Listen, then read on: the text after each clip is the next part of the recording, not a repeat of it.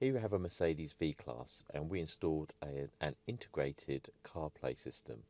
So if you have a look at the screen, that shows you the CarPlay. And if you just pan out a little bit, you can see that's the controls for it on this V-Class. So I just want to show you one thing. On this vehicle particular, there's the hang up phone button. So if you go back to the screen, now if I push this button, it will flick back to the Mercedes menu, which is there. So you could go into your radio,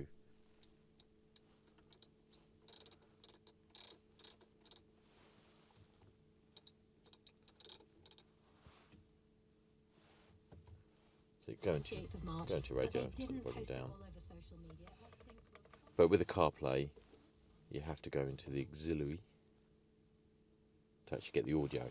So now if I push and hold the hang up button on the phone, it'll flick into the CarPlay function, which is just there. And it's connected up to my phone, which is an iPhone.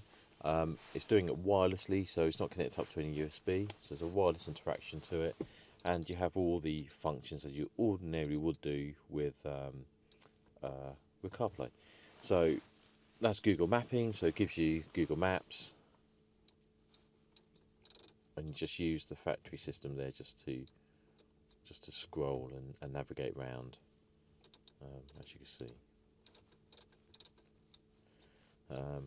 Go to Spotify, play your music, and then it all works, you know, as it would do if it was a standard fit. This car's also got a 360 camera, so if I go into reverse,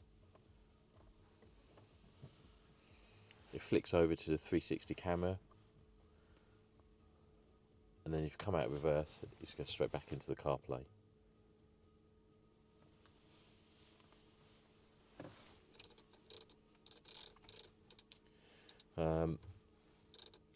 With the CarPlay, it works with any apps that's compatible. So if you've got Waze or anything like that, it would also be compatible to it.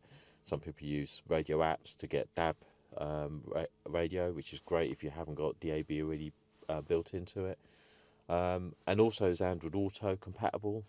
So if you've got an Android phone, the Android Auto function will kick in, and that's also wireless for this particular model on this vehicle. So there you have it. That's an integrated CarPlay system that's been installed into this Mercedes V-Class.